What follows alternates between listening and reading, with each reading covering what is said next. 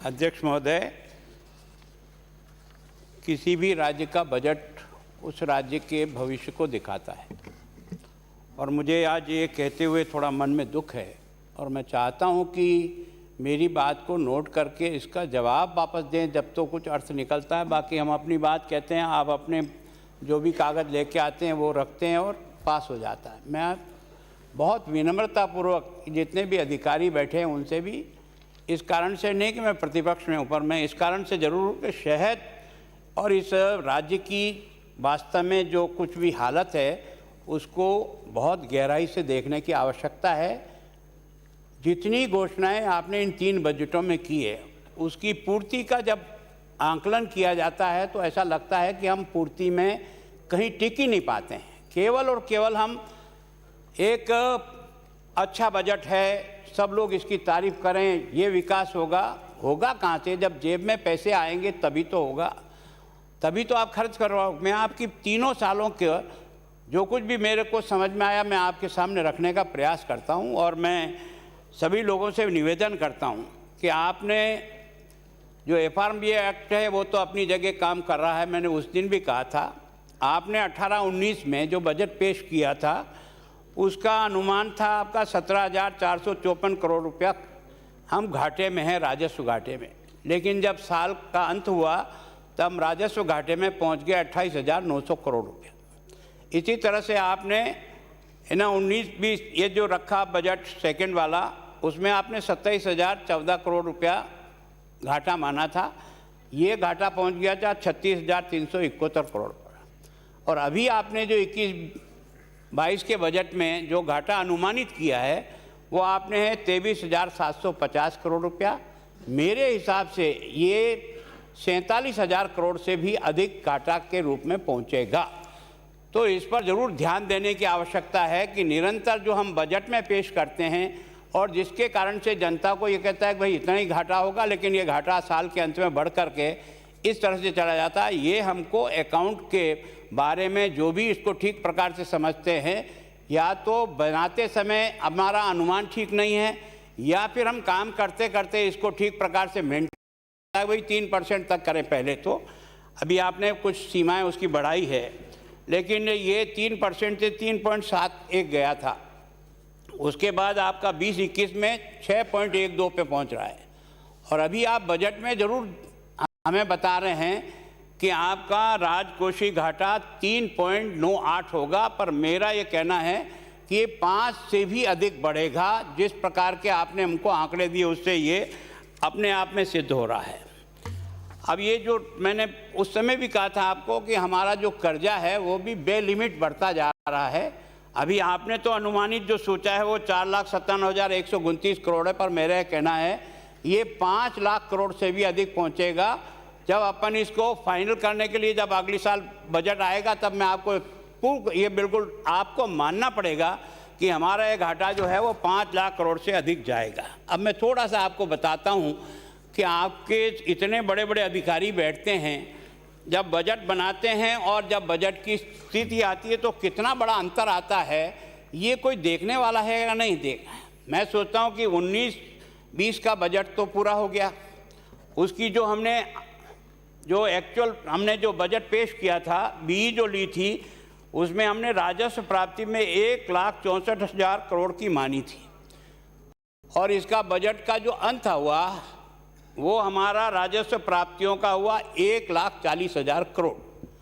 इसका मतलब जो हमने अनुमान किया था उस अनुमान से 23,890 करोड़ रुपया, छोटा मोटा अमाउंट नहीं है, राजस्व प्राप्तियां में 23,890 करोड़ रुपए का हमको एक तरह से घाटा हुआ या हम उसको अचीव नहीं कर पाए। इसी तरह से आपके पूंजीगत खाते में जब आपने इस बजट 19-20 बनाया था तो बी में जब आए थे तो आप 69,000 करोड़ पे आए थे और वास्तव में जब आपका एंड हुआ तो ये पैसा आपने क्या नीचे तो कम खर्च किया और ऊपर में लाके बढ़ाया, तो इसको आपने 73,476 करोड़ रुपया किया। इसमें राजस्व व्यय में आपने सोचा, बजट एस्टीमेट जो था आपका वो 1,91,019 करोड़ का था, ये आपका जो एक्चुअल खर्च हुआ वो 1,76,000 करोड़ रुपया खर्च हुआ। इसका मतलब 14,534 करोड़ रुपया जो आपने सोचा उससे भी कम हुआ। पूंजीगत व्यय में भी आपने इधर पूंजीगत व्यय कम किया, इसका मतलब जो विकास करना था उस विकास के काम को नहीं करके वो जो पैसा बचा है उस पैसे को आपने एडजस्ट किया। अपना पूंजीगत व्यय सोचा था 19,472 करोड़ रुपया, आप खर्च कर पाए 14,718 करोड़ रुपया। इसका मतलब 4,754 करोड़ रुपया यहाँ जो विकास का आपने कम खर्च किया, इसको आपने वहाँ पूंजीगत प्राप्तियों के साथ इसको एडजस्ट किया है। तो मैं सोचता हूँ ये जो कुल प्राप्तियाँ आपकी थी, जो आपने बजट अनुमान में सोचा था 19-20 का बता रहा हूँ, कि हमारा फाइनेंशियल व्यवस्था या फाइनेंशियल डिपार्टमेंट किस प्रकार से इसको देखता है और किस प्रकार से इसको बनाता है और अंत जाकर के इतना कितना बुरी तरह से होता है। इसमें आपने सोचा था कि 2,33,000 करोड़ रुपया हमारा होगा, ये हुआ 2,13,000, है ना। लगभग 19,416 करोड़ रुपया हमारा ये कम दर्शाया इसमें से। अब मैं थोड़ा सा आपको बताता हूँ, हम बनाते हैं और उसको केवल और केवल इसलिए कि इसकी प्रसिद्धि हो। आपने 20-21 का जो बी लाए थे, उस बी में आपने राजस्व प्राप्तियां में किया था 1,73,000 करोड़। आपने इसका जो संशोधित अनुमान बनाया, अभी आपने ही बनाया, अभी एक्चुअल तो आपका जब अकाउंट आएगा तब आएगा, वो रह गया केवल 1,47,000। मतलब 1,73 आपने बी सोचा, आरी जब उसका बनाया आपके डिपार्टमेंट के विद्वान लोगों ने, तो ये 1,47 रह गया। इसका मतलब 20-21 के बजट अनुमान से लेकर 20-21 का जो संशोधित अनुमान है, इसमें आपका जो कमी आई है वो 25,424 करोड़ रुपए की कमी आई है। ये तो केवल आपका जो बजट एस्टीमेट और जो आपने रिवाइज एस्टीमेट बनाया उसमें आपको अंतर आ रहा है। इसी तरह से बाकी सब में भी इसी प्रकार से अंतर है। पूंजीगत प्राप्तियों में भी इसी प्रकार से 47,812 करोड़ रुपया जो है एक तरह से आपका उसमें आंकड़ा दिखा है। अब जो आप एस्टीमेट इस बार जो बना रहे हो, थोड़ा सा आपको पीछे तो ध्यान देना चाहिए कि जब आपका रिवाइज एस्टीमेट इस साल का 147 करोड़ रुपया ही है रेवेन्यू रिसिप्ट में, आप अभी जो अपना बजट बना रहे हो, जो बजट आपने हमको दिया है उसमें आपने दिया है ना, ये 1,84,000 है ना। आपका अभी जो पहले रिवाइज बना वो 1,47 का बना, आप अभी जो पेश कर रहे हो वो 1,84 का पेश कर रहे हो। तो ऐसा क्या जादू होगा या रेवेन्यू कहाँ से प्राप्त हो जाएगा और कहाँ से रेवेन्यू आप इसको अचीव कर लोगे। जो आपका बेसिकली 19-20 का जो आरी था, सॉरी ये जो बी था वो 164 ही था, वो भी आप अचीव नहीं कर पाए। तो आप अभी आप एकदम बढ़ा करके 184 जो कर रहे हो, ये केवल आंकड़ों का मिलानों का खेल है। मैं सोचता हूँ सच में हम धरातल पे नहीं हैं कि वास्तव में हम कुछ दिनों पहले हमने जो आरी बनाई वो अगर हमारी आरी 147 की बनती है तो इस साल के अपन बजट एस्टीमेट में 184 कैसे कवर कर जाएंगे। 1,84,000 मेरी समझ के बाहर है। इसी तरह से आपने बड़ा पूंजीगत प्राप्तियों में जो आपका अनुमान 20-21 का था वो 52,360 करोड़ का था। आपने इसका रिवाइज एस्टीमेट किया, आपके विद्वान साथियों ने किया, वो सीधा ही 52,000 की जगह 1,172 करोड़ का इन्होंने रिवाइज एस्टीमेट बनाया। एकदम 66,000 करोड़ रुपए का रिवाइज एस्टीमेट बढ़ाया और अभी वापस डाउन हो रहे हैं आप। अभी आप एकदम डाउन करके वापस केवल और केवल 66,001 करोड़ का आप बना रहे हो। अरे ये क्या खेल है। उधर आप 1 लाख तक तो रिवाइज में मानते हैं और इधर जब वापस आप आकर के 21-22 का बजट पेश करते हैं तो ये 66,000 का बन जाता है। तो ये आखिर किस तरह से चला रहे हैं आप, किस तरह से। राजस्व व्यय में भी ऐसा ही है। राजस्व व्यय में आपने 20-21 का बनाया था 1,85,750 करोड़ का रिवाइज। अभी आप बना रहे हो, ये जो आप भी बना रहे हो 2,08,000 करोड़ का बना रहे हो, जो आप पिछली बार भी प्राप्त नहीं कर सके। तो ये जो आंकड़ों का जिस प्रकार का है और जिस प्रकार से हम वापस रिवाइज एस्टीमेट में जाते हैं उस समय वो एकदम घट जाता है। तो मैं तो केवल इतना ही है कि 20-21 का जो बजट अनुमान आपका था 20-21 का, उसकी तुलना में 21-22 का जो अभी बजट अपन पेश कर रहे हैं उसमें आपका रेवेन्यू में आप वृद्धि बता रहे हैं 10,925 करोड़, यह संभव नहीं है। इसी तरह से आप पूंजीगत में बता रहे हैं 13,621 करोड़ की वृद्धि, यह नहीं संभव है। इसी तरह से आप राजस्व व्यय में भी 22,330 करोड़ का बता रहे हैं, यह संभव नहीं होगा। ये केवल और केवल एक लुभानी वाली बातों की घोषणा करके आप लोगों को ये आकर्षित तो कर सकते हो कि हम इतना खर्चा करेंगे, ये विकास करेंगे, वो विकास करेंगे, लेकिन आपके पास आएगा ही नहीं तो आप विकास करेंगे क्या? केवल लोगों को दिखाने की दृष्टि से ये सारे के सारे आंकड़े जो है ना वो पेश किए जा रहे हैं। अभी मैं आपको थोड़ा ये बताता हूँ सामाजिक। मैं सोचता हूँ ये 19-20 का जो बजट पूरा हो गया वो तो अपने आप में एक आपका और मेरा और सारी सरकार का एक तरह से चित्र प्रदर्शित करता है ना। सामाजिक सेवाओं में हमने 84,815 करोड़ रुपया सोचा था, एक्चुअल में हम खर्च कितने किए? 84,000 की जगह 73,000। मतलब इसका मतलब हम 11,000 करोड़ रुपया कम खर्च कर पाया, किसमें? सामाजिक सेवाओं में। अब हम एकदम जंप लगा रहे हैं और 21-22 में इसको हम ला रहे हैं 99,244 करोड़ रुपए पर। मैं सोचता हूँ ये कैसे संभव होगा, है ना। 19-20, 20-21 का जो आपने यहाँ दिया है और जो आप दे रहे हो, ये आपके फिगर आप अचीव नहीं कर सकोगे, ये मेरी गारंटी है। जब साल समाप्त होगा और जब इसका अकाउंटिंग होगा तब आपको स्वयं को एहसास होगा। आर्थिक सेवा में भी आपने पिछली बार जो बजट एस्टिमेट 19-20 का था, जो आपने 66,000 करोड़ का था, वो 60,000 करोड़ तक का ही पूरा किया, वो आपसे पूरा नहीं हुआ। और 20-21 में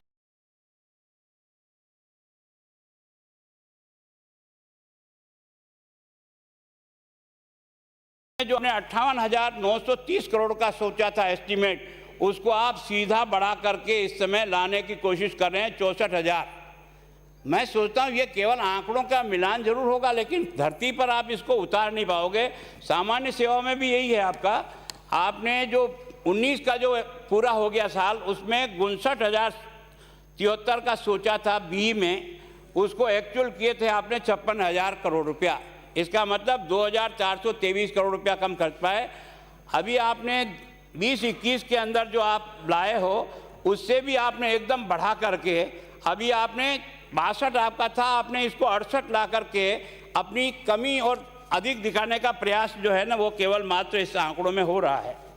मैं सोचता हूँ कि इन सब में ऐसा कैसे ही है ना। मैं सोचता हूँ ये जो आपका पूंजीगत व्यय ये तो एसेट बनाता है, जो एसेट बनाता है, जो आप बजट रखते हो, जिस विकास की घोषणा करते हो, उसकी 19-20 की स्थिति क्या बनी ये मैं आपको बता रहा हूँ। कृषि में आप जो है ना 341 करोड़ रखा था, उसकी जगह आप 206 करोड़ खर्च कर पाए। कितने में से? 341 में से केवल 135 करोड़ रुपया तो आपका जितना आपने सोचा उससे भी कम खर्चा हुआ। ग्राम विकास के लिए भी आपने सोचा था कि 466 करोड़ रुपया हम खर्च करेंगे, 19-20 का बता रहा हूँ मैं, और आप खर्च कर पाए 375 करोड़ रुपया।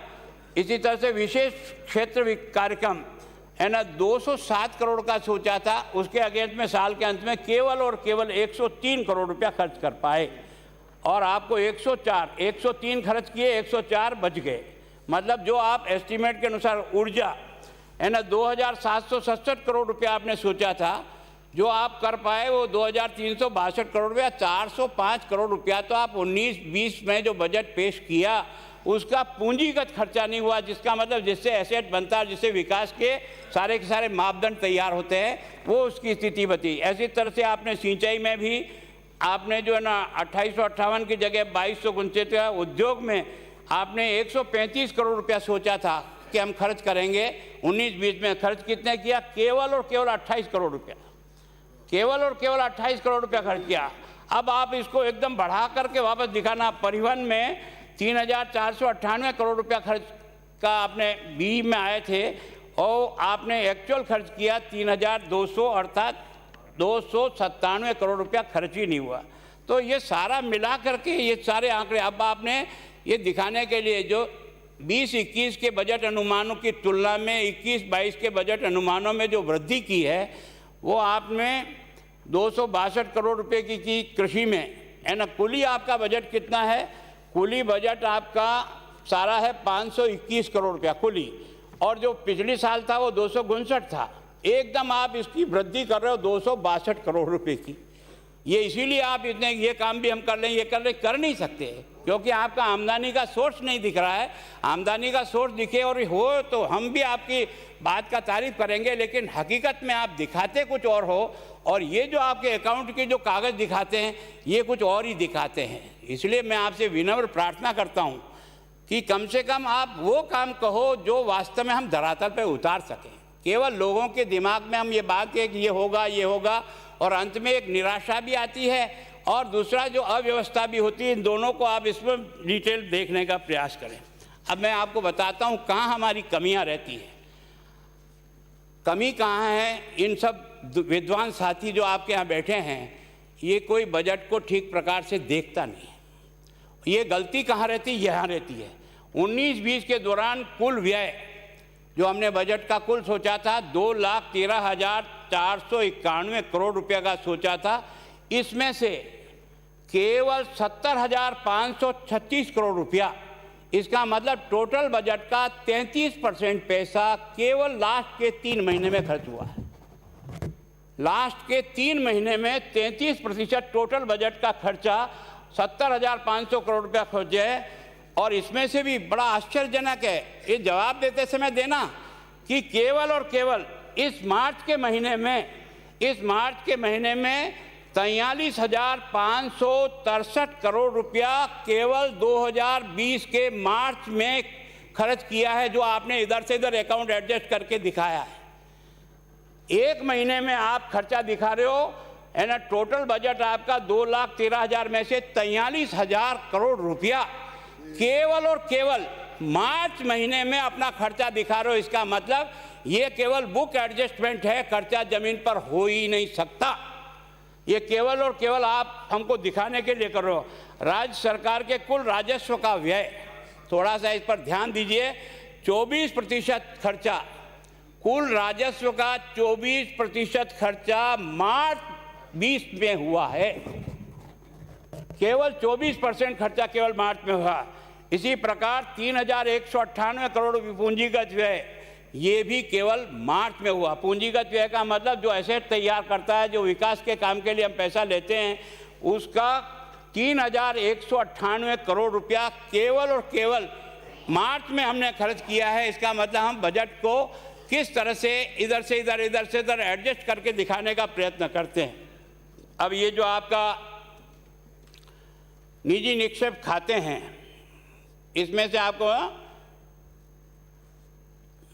अंतिम लेन देन वर्ष के पश्चात 5 वो तो खत्म हो जाता है। ये आपका है 19-20 के दौरान 33,827 करोड़ रुपए राज्य की सिंचित निधि में से पीडी खाते में, ये कहाँ होता है अकाउंट एडजस्ट, ऐसे होता है।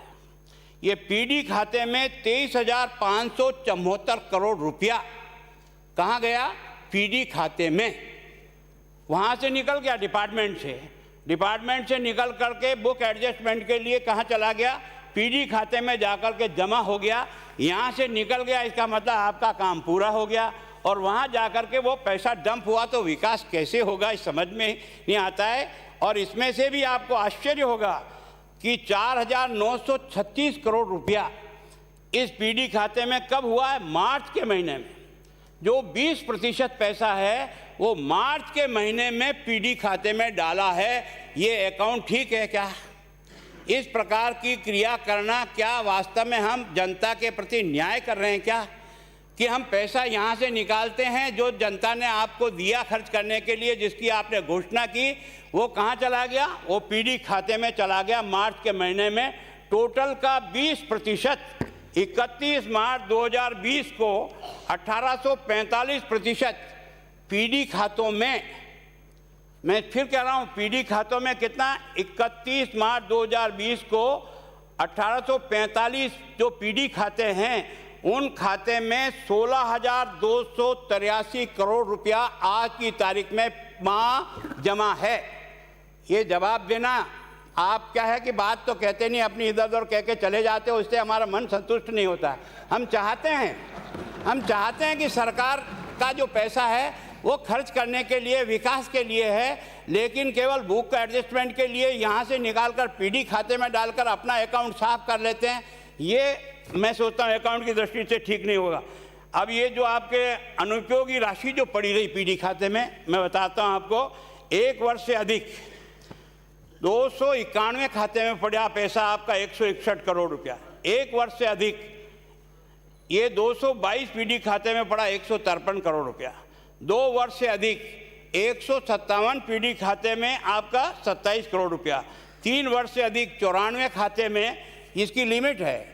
पीडी खाते में कोई भी पैसा डालोगे तो 5 वर्ष तक तो रह सकता है, 5 वर्ष के बाद वो खाता अपने आप समाप्त करना पड़ता है। तो जब समाप्त करना पड़ता है आपको, तब मजबूरन आप इधर से उधर एडजस्ट करते हो। अब तक ये जो आपके 773 पीडी खाते हैं, इसमें आपका 350 करोड़ रुपया तो ये पड़ा हुआ। अब मैं आपको डिपार्टमेंट के अनुसार बताता हूँ। ये तमाशा यही है पीडी खाते का, और अपन ये सोचते हैं कि हमने इस पैसा खर्च कर दिया। ये पैसा खर्च होता नहीं है। मैं आपको बताता हूँ, पीडी खाते में ये जो आपका राजस्थान राज्य स्वास्थ्य समिति जयपुर, इसके पीडी खाते में पड़ा है 31/3/18 को 467 करोड़ रुपया। 31/3/19 को पड़ा है 1057 करोड़ रुपया, और अभी 31/3/20 को पड़ा है 1231 करोड़ रुपया। एक डिपार्टमेंट का कह रहा हूँ, एक डिपार्टमेंट का राजस्थान राज्य स्वास्थ्य समिति, इसका 3 साल का पैसा पड़ा है। इसी राजको सर्विसेज लिमिटेड जयपुर, इसका 18 में पड़ा है 355 करोड़, 19 में पड़ा 616 करोड़, और उसके बाद 20 में पड़ा है 552 करोड़। इसी तरह से आपका शहरी आधारभूत रचना के बारे में, इसमें 482, 578, 537। राजस्थान ग्रामीण सड़क विकास, इसका पीडी खाते में पड़ा है 751 करोड़, 873 करोड़, 415 करोड़। इसी तरह राजस्थान माध्यमिक शिक्षा परिषद 18 में 165 करोड़, 19 में 226 करोड़, और 20 में 363 करोड़। जनजाति विकास, जहां वैसे ही पैसा कम मिलता है और बाकी भी जाकर पीडी खाते में पड़ जाता है, 103 करोड़ 18 में, 164 करोड़ 19 में, और 296 करोड़ 20 में। ये कोटा स्मार्ट सिटी का पैसा पड़ा है 168 करोड़ 18 में, 161 करोड़ 19 में, और 194 करोड़ रुपया अभी 20 में। ये सारा मिला करके जो मैंने टोटल लगाई है, वो 18 में आपका 30,300 करोड़ रुपया उसमें पड़ा पीडी खाते में, और उसके बाद ये जो 19 में है वो 3,958 करोड़ रुपया, और 20 में पड़ा 3,498 करोड़ रुपया। ये बुकिंग एडजस्टमेंट है।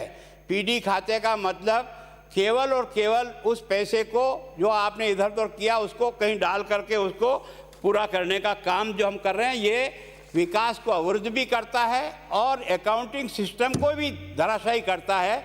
मजबूरन हो तब तो पीडी खाता हो, लेकिन इतने लंबे समय तक पड़ा रहता है पैसा। ये जो अपूर्ण कार्य परियोजना की लागत में वृद्धि, उस दिन आपने भी बहुत मन की इच्छा, मैं भी कई बार कहता हूँ कि वास्तव में क्या समय पर जो योजना बनाते हैं और चालू करते हैं और उसको पूरा नहीं करते हैं, तो उसकी जो रेट बढ़ती है और उसके कारण से जो समय का अपव्यय होता है, और जो जनता के लिए फ़ायदा होना चाहिए उसके बारे में भी उसको भुगतना पड़ता है। उसका मैं थोड़ा सा आपको बताता हूँ। सार्वजनिक निर्माण, जन स्वास्थ्य अभियांत्रिकी विभाग तथा जल संसाधन विभाग सहित सभी निर्माण कार्य परियोजना की स्वीकृतियाँ निर्दिष्ट करती है। स्वीकृत लागत तथा परियोजना की निर्धारित समय सीमा अथवा निष्पादन के लिए दिए गए कार्यदेश के अनुसार पूर्ण होना चाहिए। उक्त विभाग में 24,856 करोड़ रुपये 90 योजनाओं में परियोजना 5 वर्ष से अधिक समय से अपूर्ण पड़ी है। 5 वर्ष से अधिक समय से जो योजनाएं अपूर्ण पड़ी है, उसमें जो पैसा हमारा 24,856 करोड़ रुपया उसमें लगा है। 16,558 करोड़ रुपए के जो 34 जन स्वास्थ्य अभियांत्रिकी विभाग के जो काम हैं वो आपके पेंडिंग पड़े हैं, और उनमें से 7,905 करोड़ रुपया के 42 काम जल संसाधन विभाग के आज की तारीख में पेंडिंग पड़े हैं। अब इसका थोड़ा सा मैं आपको चार्ट दिखाता हूँ। ये जो जन स्वास्थ्य अभियांत्रिकी विभाग का मूल लागत थी चंबल से भरतपुर जलापूर्ति योजना, ये आपकी 166 करोड़ की थी। 166 करोड़ की योजना आपके 20-21 में ये 548 करोड़ रुपया में पूरी हुई। कब? 11-12 की योजना, 11-12 की योजना, उसका एस्टीमेट था 166 करोड़ रुपया। आपने इस 20-21 में जब इसको पूरा किया तो इस पर खर्च हो गया 548 करोड़ रुपया। अब इसको कौन देखेगा? विभाग का अधिकारी नहीं देखेगा, का ही विभाग चला रहा है। अगर हम कोई नई योजना बनाकर जिस पुराने काम को डंप करते हैं तो उसकी रेट कितनी बढ़ती है और उसके कारण से नुकसान भी होता है, और जो लोग जनता को लाभ मिलना चाहिए वो नहीं। चंबल सवाई माधोपुर नाड़ोती जलपूर्ति योजना, ये थी 478 करोड़ की। कब की? 10-11 की। इसकी पूर्ति हुई 21-22, ये अभी 21-22 जो चल रहा है, इसमें अब तक अपना 567 करोड़ रुपया खर्च हो चुका है और अभी भी पूर्णता की ओर नहीं है। RWSS पोखरण फुलपुर ये बालोतरा सिवाना जलपूर्ति योजना, ये 966 करोड़ की योजना थी 13-14 की। अभी इसमें 21-22 में जो खर्च हो गया 966 की जगह 1454 करोड़ रुपया।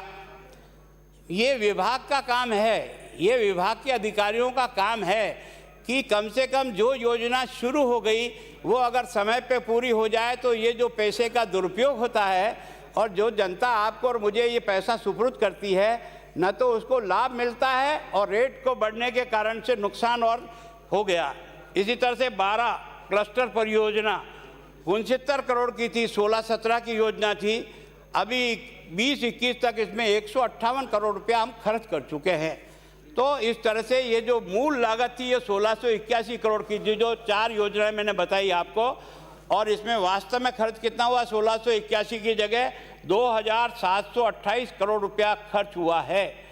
और डिले हुआ जो अलग है, इस कारण से कोई भी समय पर मॉनिटरिंग नहीं करता है। इतने बड़े बड़े लोग वहाँ बैठते हैं, मैं सोचता हूँ कि अगर ये दुर्गति होती तो बहुत ही दुखद है। इसी तरह से आपने देखा होगा ये जो सड़क विकास परियोजना निर्माण के लिए मरम्मत और उन्नयन और रख रखाव के लिए पेट्रोल और हाई स्पीड डीजल पर 0.50 रुपया मतलब 50 पैसा प्रति लीटर का कर उपकर लगाकर राजस्थान राज्य सड़क विकास निधि का गठन किया। जो पैसा आपने जिस काम के लिए किया उस काम में भी आप खर्च नहीं करते हो और उसको भी आप कहीं न कहीं पेंडिंग में पीडी खाते में डाल करके उस पैसे का एक तरह से आपके पास पैसा है उस काम को करने के लिए जिसके लिए आपने शेष लगाया, उस शेष का पर्पज ही खत्म हो जाता है। राज्य सरकार ने 2004-05 से लेकर 19-20 तक डीजल पेट्रोल के उपकर के रूप में 9,255 करोड़ रुपया कुल आया, 9,255 रुपया एकत्र किया और 19-20 में आपको इस साल में 1422 करोड़ रुपया और एकत्र हुआ। इन वर्षों के दौरान राज्य सरकार ने 4,367 करोड़ रुपया शेष छोड़ते हुए बाकी जो है ना आपने रुपये जो है ना वो स्थानांतरित नहीं किए, मतलब उस पीडी खाते में जहां पड़ा है पैसा वही पड़ा है, जहां जाना चाहिए तो वहां नहीं जाए। राज्य सरकार को संबंधित वर्ष के अंत में उपकर की संपूर्ण राशि RSRDF को स्थानांतरित करनी थी। यद्यपि 19-20 में 4,347 करोड़ रुपया स्थानांतरित होने से आज भी बकाया है। जो पैसा आपको मिल गया सेस के माध्यम से, वो पैसा भी आप संबंधित डिपार्टमेंट को दे करके उसका उपयोग करने के लिए इसको नहीं करते। इसी तरह से जल संरक्षण उपकरण निधि राज्य सरकार ने 9-10 में उपभोक्ता द्वारा उपभोग की गई ऊर्जा पर 10 पैसा प्रति यूनिट के दर से जल संग्रहण उपकरण लगाना प्रस्तावित किया। इसका उपयोग राज्य के जल संरक्षण के उद्देश्य से होगा। 16-17 में जल संरक्षण उपकरण निधि का गठन किया गया। 18-19 तक 920 करोड़ रुपया, 18-19 तक 920 करोड़ रुपया और अभी 19-20 का 86 करोड़ रुपया, ये कुल 1006 करोड़ रुपया इस निधि में आपको मिला था। जो भी आज की तारीख तक आपके उसी फंड में पड़ा है, जिसको जाना चाहिए था वो पैसा उसको ट्रांसफर नहीं हुआ। राजस्थान भवन और अन्य निर्माण कामगार कल्याण निधि, ये जो जिस गरीब के भले के लिए अपन ने ये टैक्स लगा करके उस पैसे के उसके जीवन को अच्छा बनाया जाए, उसको जो सहयोग दे उसके लिए बनाया था। राजस्थान सरकार ने 3-4-9 को राजस्थान भवन और अन्य निर्माण कामगार कल्याण निधि का गठन किया, जिसमें अनुदान, ऋण अथवा अग्रिम लाभार्थियों का अंशदान तथा ऐसे अन्य स्रोत जो केंद्रीय तथा राज्य सरकार द्वारा निश्चित किए गए ये बोर्ड द्वारा प्राप्त सभी प्राप्तियां जमा होती है। वर्ष 10-11 से 19-20 अवधि के दौरान निर्माण परियोजना में शेष के रूप में 412 करोड़ रुपया सम्मिलित करते हुए 2743 करोड़ रुपया जो कुल आपके पास आया था, उसमें से भी अभी तक 482 करोड़ रुपया ये जिनको ट्रांसफ़र होना था उनको ट्रांसफ़र नहीं हुआ है। वो पैसा आज भी आपके पास पेंडिंग पड़ा है। जिस काम के लिए आपने ये जो टैक्स लगाया और लोगों से लिया, उसका भी आप ठीक तरह से उसको जहाँ देना चाहिए। मैं सोचता हूँ कि राज्य सरकार ने 19-20 में कुल उपयोगिता प्रमाण पत्र, आप बार बार शिकायत करते हो केंद्र से हमें पैसा नहीं मिलता, केंद्र से पैसा नहीं मिलता, आप उसका उपयोगिता प्रमाण पत्र जो समय पर भेजना चाहिए, उनकी राइडर लगाए हो कि इतना आएगा तभी जाकर के आपको अगली किस्त रिलीज होगी। तो इसमें डिपार्टमेंट को क्या करना पड़ता है जिसको यूसी और इसका समय पर इकट्ठा करके नहीं भेज पाते हैं, उसके कारण से राज्य को नुकसान होता है। उनकी थोड़ी सी कमी के कारण से घाटा राज्य की जनता को बर्दाश्त करना पड़ता है।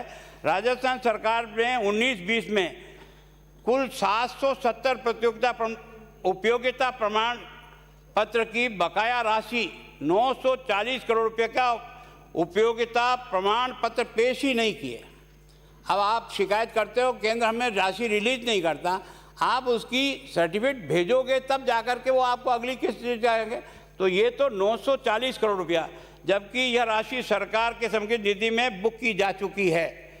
पंचायत राज विभाग में 236 करोड़ के 372 उपयोगिता प्रमाण पत्र प्रस्तुत ही नहीं किए गए। इसी तरह से परिवार कल्याण विभाग के 260 करोड़ के 22 उपयोगिता प्रमाण पत्र अभी तक पेश नहीं हुए। शहरी विकास तथा आवास विभाग के 240 करोड़ रुपए के 35 उपयोगिता प्रमाण पत्र प्रस्तुत नहीं हुए, उसके कारण से आपको अलग किस्त नहीं मिल पाई। अभी आपका मैंने जो आपको 770 जो बताया था वो 16-17 से है, 16-17 से 43, 17-18 में 128, 18-19 के 599, सब मिलाकर के 770 होते हैं, जिसपे 940 करोड़ रुपया हमारा आना बाकी रह गया। इसके नीचे जो आपने दिया उसमें से ये सारा डिटेल दिया है कि किस विभाग के कितने कितने हैं। इसमें हर एक विभाग के हैं, परिवार कल्याण का है 22, शहरी विकास का है, पंचायती राज का है, सबसे ज़्यादा 372 पंचायत राज के ही हैं। और ये कुछ ये विज्ञान और प्रौद्योगिकी विभाग इसके 189 है ना, जो आपके प्रमाण पत्र जाने चाहिए थे वो आपके नहीं जा पाए। अध्यक्ष महोदय, मैं कह रहा हूँ केवल आलोचना करने के लिए आलोचना नहीं कर रहा हूँ मैं, तो यह है कि हम सबको मिल करके देखना चाहिए कि जो पैसा हमने बजट में घोषित किया वो पब्लिक के लिए किया, देने वाली भी पब्लिक है और वापस जाने वाले भी उसी के लिए है। हम तो केवल और केवल उसके कस्टोडियन हैं। हमारा काम इस देश के लोकतंत्र ने और महात्मा गांधी की कृपा के कारण से उस व्यक्ति के पास पैसा जाए जो उसके लिए वास्तव में योग्यता रखता है या जिसके जीवन में बदलाव के लिए ज़रूरी है। एक जगह से इकट्ठा करते हैं, दूसरी जगह से दे करके समानता में लाने के लिए सरकार आपके जो चलाओ चाहे हम चलाएं, पैसा न तो आपका है न मेरा है, पैसा तो राजस्थान की 7 करोड़ जनता के खून पसीने का पैसा है। लेकिन चूंकि हमको आता है इसलिए उसकी चिंता नहीं रहती कि इसको वापस उसी ढंग से हम खर्च करें। मेरा विनम्र प्रार्थना है आपसे, राजस्थान गरीब नहीं है, राजस्थान बहुत शक्तिशाली राज्य है। अगर हम सब लोगों का दिल और दिमाग अगर इस बारे में बने कि हम रेवेन्यू कहाँ से ला सकते हैं जिसके कारण से इन योजनाओं को पुष्ट करने में हमारी पूरी मदद हो सकती है। मैं देवस्थान का मंत्री भी रहा हूँ, मैं ईमानदारी से कह रहा हूँ कि देवस्थान विभाग अकेला इतना रिच है कि अगर इसके लिए कोई तो भी ठीक प्रकार से इसकी मॉनिटरिंग करे तो खरबों रुपए की संपत्ति है। एक एक जगह से अगर आप हिलाओ, केवल मेरा अकेला ऋषभ देव को भी आप टटोलो ने बार बार, तो आपको इतना नोट रहता है, जितनी भी माइंड से लोगों ने जिस ढंग से भी किया है, इतनी रेवेन्यू देने वाली जगह एक है। इस प्रदेश से बाहर हमारी कई संपत्तियां हैं जिन पर लोग कब्जा करके वर्षों से बैठे हुए हैं। और हम हर बार कागज़ चलाते हैं, फाइलें करते हैं, मुकदमे करते हैं, मुकदमे की पैरवी कोई होती नहीं है, वो सारी प्रॉपर्टी दबा करके बैठे हैं। अगर हमारी मंशा हो तो केवल और केवल देवस्थान की प्रॉपर्टी का भी अगर ठीक प्रकार से उनका मूल्यांकन हो जाए, उनका वेरिफिकेशन हो जाए।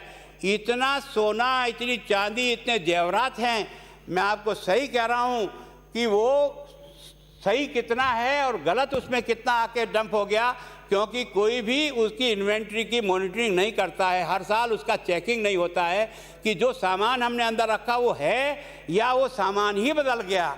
लेकिन इसके बारे में किसी को भी इस बात की चिंता नहीं, और इस डिपार्टमेंट को ऐसे समझते हैं कि ये देवस्थान तो ऐसे ही डिपार्टमेंट है, तो जो भी अननोन जो चाहता है उसको पकड़ा दे। मैं सोचता हूँ सबसे रिच डिपार्टमेंट है। अगर एक सेकंड ईमानदारी से इसका अगर पालन करें तो हम कर सकते हैं। मैं सोचता हूँ ये जो खनन नीलामी का जो अधिकार हमको मिला है, ईमानदारी से राजस्थान बहुत रिच है खनिज में, और आज भी इलीगल खनिज इतना होता है कि हमारा करोड़ों अरबों रुपया कुछ जो गैंग वार है वो इसका फ़ायदा उठाती है। अगर हम इस पर कंट्रोल करें ना, केवल और केवल खनिज, इलीगल खनिज को रोक करके अधिकृत रूप से भी उसको नीलामी के आधार पर दें, तो हमको एक रेवेन्यू का बहुत बड़ा हिस्सा इसमें से मिल सकता है। सरकार का पैसा लोगों के पास, बड़े बड़े इंडस्ट्रियल के पास फंसा हुआ है।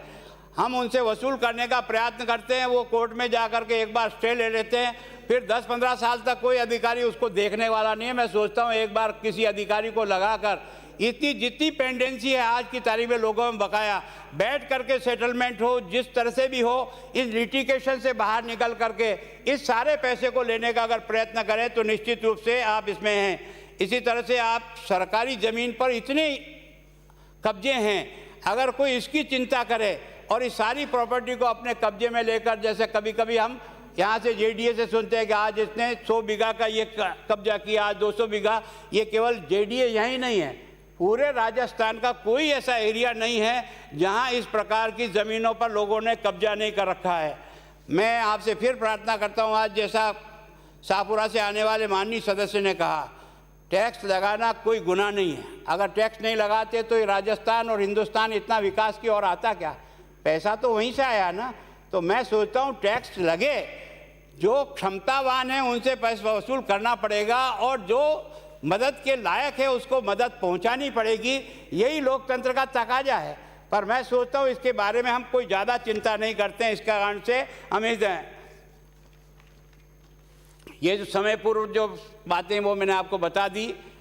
इसी तरह से आपने देखा होगा कि मैं फिर निवेदन कर रहा हूँ, ये जो आपका 2-3 विभाग है जो एस्टीमेट बनाते हैं, जो आपके एक्शन, एईएन, जेईएन हैं, ये सब एस्टीमेट गलत बनाते हैं। मेरी गारंटी है कि आप 100 बड़ी योजनाओं को छांट करके जो एस्टीमेट उन्होंने बनाया और जिसके आधार पर हमने उस पर पैसा खर्च किया, उसका सही माप अगर कोई इंजीनियर की टीम आपकी निकाले तो ये जिस प्रकार का एस्टीमेट बनाकर 30%, 40% से बिलो इसलिए जाते हैं कि पहले ही उसकी कीमत को 3 गुनी बना करके आप और मेरे सामने रखते हैं। न तो आप टेक्निकल आदमी, न है टेक्निकल आदमी। इसके कारण से हम तो सोचते हैं हमको काम कराना है, लेकिन सच्चाई मैंने अब की बार अनुभव की उदयपुर में, क्योंकि मेरे महापौर जो है ना, वो चीफ इंजीनियर रिटायर्ड आदमी जब लगा तो 25 लाख का एस्टीमेट 2.5 लाख में बनता है। इसका मतलब तो कितना, एक तरह से इस पर मॉनिटरिंग के लिए कोई अलग से टीम बनाओ जो विभिन्न जिलों में कम से कम वो टेस्ट केस करे कि भाई ये वास्तव में एस्टीमेट बना, ये कितना सही है, गलत है। इसके आधार पर भी अगर हम कार्रवाई करें तो हम निश्चित रूप से पहुंच सकते हैं। मैं सोचता हूँ वित्त विधेयक में भी आपने 900 करोड़ रुपए की छूट दी है। मैं सोचता हूँ जिसको छूट मिलती है वो स्वागत करता है, इसमें कोई दो राय नहीं। पर आखिर सरकार को अपनी इतनी योजनाओं को पूरा करने के लिए पैसा भी तो कहीं से कहीं चाहिए। केवल और केवल ये सोचें कि नहीं हमको जनता खुश रहनी चाहिए, ये मकसद नहीं होना चाहिए।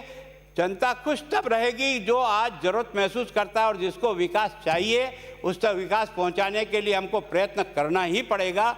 और ये जो कुछ डिपार्टमेंट की कमियां मैंने आपको गिनाई है, कुछ ही नमूने दिए मैंने, मैं चाहता हूं कि हम सब लोग मिल करके इन कमियों को अगर पूरा करें तो मैं सोचता हूं इसी पैसे में हम इससे भी अधिक विकास करने की स्थिति में हैं। यही आपसे निवेदन करके अपनी बात पूरी करता हूँ। मुख्यमंत्री